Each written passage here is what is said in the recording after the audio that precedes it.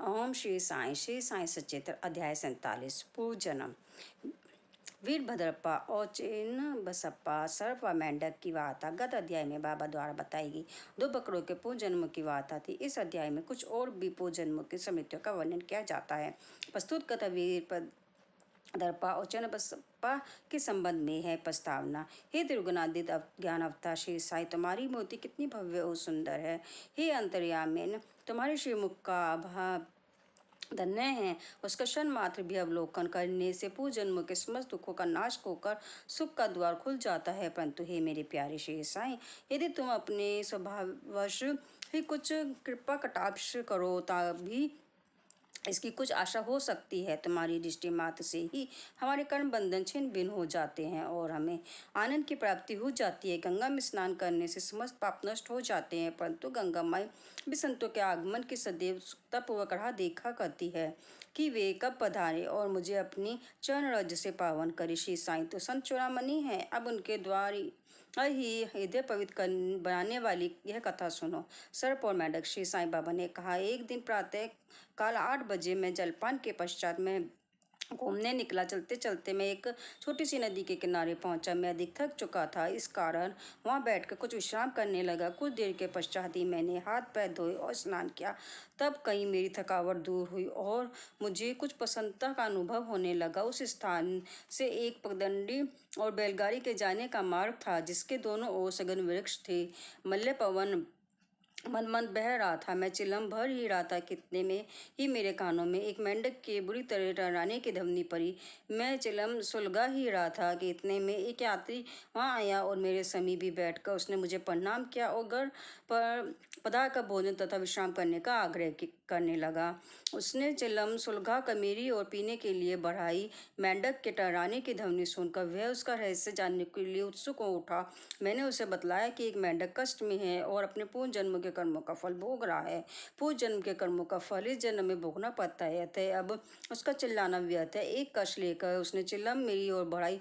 थोड़ा देखूं तो आखिर बात क्या है, ऐसा कहकर वह उधर जाने लगा। मैंने उसे बतलाया कि एक बड़े सांप ने एक मेंढक को मुंह में दबा लिया है, इस कारण वह चिल्ला रहा है। दोनों ही पूर्व जन्म में बड़े संतुष्ट थे और अब इस शरीर में अपने कर्मों का फल भोग रहे हैं। आगंतुक ने घटना स्थल पर जाकर देखा कि सचमुच एक बड़े सर्प ने एक मेंढक को मुंह में दबा रखा है। उसने वापस आकर मुझे बतलाया कि लगभग घड़ी 2 घड़ी में ही सांप मेंढक को निगल जाएगा। मैंने कहा, नहीं, यह कभी नहीं हो सकता। मैं उसका संरक्षण पिता हूँ और इस समय यहाँ उपस्थित हूँ। फिर सर्प की क्या सामर्थ्य है कि मेंढक को निगल जाए? क्या मैं व्यर्थ ही यहाँ बैठा हूँ? देखो मैं अभी उसकी किस प्रकार रक्षा करता हूँ। दोबारा चिलम पीने के पश्चात हम लोग उस स्थान पर गए। आगंतुक डरने लगा और मुझे आगे बढ़ने से रोका कि कहीं सर्प आक्रमण ना कर दे। मैं उसकी बात की अपेक्षा कर आगे बढ़ा और दोनों से कहने लगा कि अरे वीरभद्र, क्या तुम्हारे शत्रु को पर्याप्त फल नहीं मिल चुका है? जो उसे मेंढक की और तुम्हें सर्प की योनि प्राप्त हुई है। अरे अब तो अपना वह मन से छोड़ो, यह बड़ी लज्जाजनक बात है। अब तो इस ईर्ष्या को त्यागो और शांति से रहो। इन शब्दों को सुनकर सर्प ने मेंढक को छोड़ दिया और शीघ्र ही नदी में लुप्त हो गया। मेंढक भी कूद कर भागा और झाड़ियों में जा छिपा। उस यात्री को बड़ा अचंभा हुआ। उसकी समझ में न आया कि बाबा के शब्दों को सुनकर सांप ने मेंढक को क्यों छोड़ दिया और वीरभद्र और चन्नबसप्पा कौन थे, उनके वह मनसे का कारण क्या था।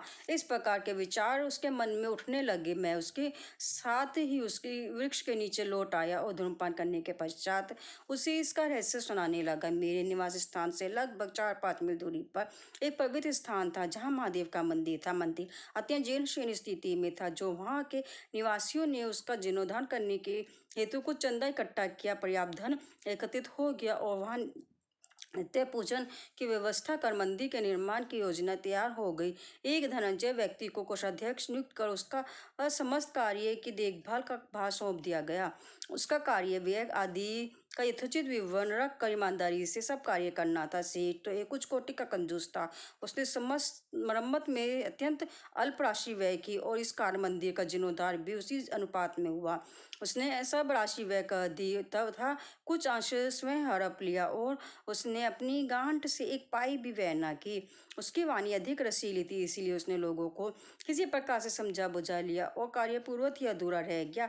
लोग फिर संगठित होकर उसके पास जाकर कहने लगे, सेठ साहब कृपया कार्य शीघ्र पूर्ण कीजिए। आपके प्रयत्न के अभाव में ये कार्य पूर्ण होना कदापि संभव नहीं है। अतः आप पुनः योजना बनाइए, हम और भी चंदा आपको वसूल कर देंगे।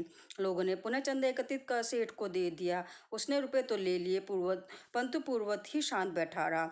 कुछ दिनों के पश्चात उसकी स्त्री को भगवान शंकर ने सौंपन दिया कि उठो और मंदिर पर कलश चढ़ाओ। जो कुछ भी तुम इस कार्य में व्यय करोगी, मैं उसका 100 गुना अधिक तुम्हें दूंगा। उसने यह स्वप्न अपने पति को सुना दिया। सेठ भयभीत होकर सोचने लगा कि यह कार्य तो ज्यादा रुपए खर्च करने वाला है, इसलिए उसने यह बात हंसकर टाल दी कि यह तो एक निरा स्वप्न है ही है और उस पर भी कहीं विश्वास किया जा सकता है। यदि ऐसा होता तो महादेव मेरे समक्ष ही प्रकट होकर यह बात मुझसे न कह देते। क्या मैं तुमसे अधिक दूर था? यह स्वप्न शुभदायक नहीं है, यह तो पति पत्नी के संबंध बिगाड़ने वाला है, इसलिए तुम बिल्कुल शांत रहो। भगवान को ऐसे द्रव्य की आवश्यकता ही कहाँ जो दुनिया की दानियों की इच्छा के विरुद्ध एकत्रित किया गया हो।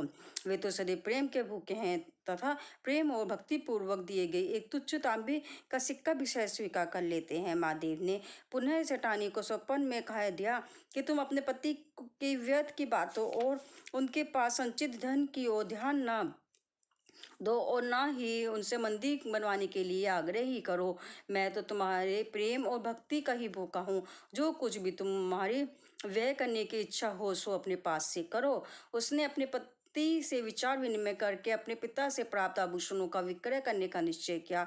तब कृपाण सेठ अशांत हो उठा। इस बार उसने भगवान को भी धोखा देने की ठान ली। उसने कोरी मोल केवल 1,000 रुपये में ही अपनी पत्नी के समस्त आभूषण स्वयं खरीद डाले और एक पंजर भूमि का भाग मंदिर के निर्मित लगा दिया, जिसे उसकी पत्नी ने भी चुपचाप स्वीकार कर लिया। सेठ ने जो भूमि दी वह उसकी स्वयं की न थी, वह एक निर्धन स्त्री दुबकी की थी जो इसके यहाँ 200 रुपये में गहन रखी हुई थी। दीर्घ काल तक वह ऋण चुकाकर उसे वापस न ले सके, इसलिए उसे धूत कृपन ने अपनी स्त्री दुबकी और भगवान को धोखा दे दिया। भूमि पथरीली होने के कारण उसमें उत्तम ऋतु में भी कोई पैदावार न होती थी। इस प्रकार यह लेन देन समाप्त हो गया। भूमि उस मंदिर के पुजारी को दे दी गई और उसे पाकर वह बहुत प्रसन्न हुआ। कुछ समय के पश्चात एक विचित्र घटना घटित हुई। एक दिन बहुत जोरों से झंझावात आया और अतिवृष्टि हुई। उस कृपन के घर पर बिजली गिरी और फलस्वरूप पति पत्नी और कि दोनों की मृत्यु हो गई। दुबकी ने भी अंतिम सांस छोड़ दी। अगले जन्म में वह कृपाण मथुरा के एक ब्राह्मण कुल में उत्पन्न हुआ और उसका नाम वीरभद्रा रखा गया। उसकी धर्म पत्नी उस मंदिर के पुजारी के घर कन्या होकर उत्पन्न हुई और उसका नाम गौरी रखा गया। दुबकी पुरुष बनकर मंदिर के गौरव सेवक वंश में पैदा हुआ और उसका नाम चैनपा रखा गया। पुजारी मेरा मित्र था और बहुधा मेरे पास आता जाता, वार्तालाप करता और मेरे साथ चिलम पिया करता था। उसकी पुत्री गौरी भी मेरी भक्त थी। वह दिनों दिन सियानी होती जा रही थी, जिससे उसका पिता भी उसके हाथ पीले करने की चिंता में रहता था। मैंने उससे कहा कि चिंता की कोई आवश्यकता नहीं, वह स्वयं ही तुम्हारे घर लड़की की खोज में आ जाएगा। कुछ दिनों के पश्चात ही उसी की जाति का वीरभद्र नामक एक युवक भिक्षा मांगते मांगते उसके घर पहुंचा। मेरी संपत्ति से गौरी का विवाह उसके साथ संपन्न हो गया। पहले तो वह मेरा भक्त था, किंतु अब वह कृतज्ञ बन गया। इस नूतन जन्म में भी उसकी धन तृष्णा नष्ट न हुई। उसने मुझसे कोई उद्योग धंधा सुझाने को कहा, क्योंकि वह इस समय वह विवाहित जीवन व्यतीत कर रहा था। तभी एक विचित्र घटना हुई। अचानक ही प्रत्येक वस्तु के भाव ऊंचे चढ़ गए। गौरी के भाग्य से जमीन की मांग अधिक होने लगी और समस्त भूमि 1,00,000 रुपये में आभूषणों के मूल्य के 100 गुना अधिक मूल्य में बिक गई। यह ऐसा निर्णय हुआ कि 40,000 रुपये नकद और 2,000 रुपये प्रति वर्ष किस्त पर चुका दिए जाएंगे। सबको यह लेन देन स्वीकार हुआ, परंतु धन में हिस्से के कारण उनमें परस्पर विवाद होने लगा। वे परामर्श कर लेने मेरे पास आए और मैंने कहा कि यह भूमि तो भगवान की है, जो पुजारी को सौंपी गई थी। इसकी स्वामिनी गौरी ही है और एक पैसा भी उसकी इच्छा के विरुद्ध खर्च करना उचित नहीं, तथा उसके पति का इसमें पर कोई अधिकार नहीं है। मेरे निर्णय को सुनकर वीरभद्र मुझसे क्रोधित होकर कहने लगा कि तुम गौरी को फुसलाकर उसका धन हड़पना चाहते हो। इन शब्दों को सुनकर मैं भगवान का नाम लेकर चुप बैठ गया। वीरभद्र ने अपनी स्त्री को पीटा भी। गौरी ने दोपहर के समय आकर मुझसे कहा कि आप इन लोगों के कहने का बुरा ना मानिए, मैं तो आपकी लड़की हूँ, मुझ पर कृपा दृष्टि ही रखें। वे इस प्रकार मेरी शरण में आई तो मैंने उसे वचन दिया कि मैं 7 समुद्र पार कर भी तुम्हारी रक्षा करूंगा।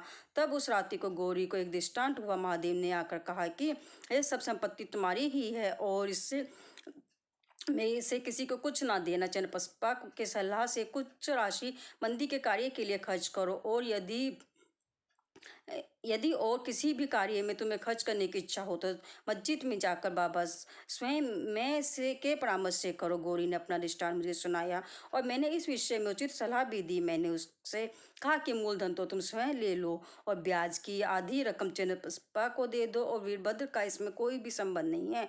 जब मैं यह बात कर ही रहा था, वीरभद्र और चंद्रप्रभा दोनों ही वहां जगते हुए आए।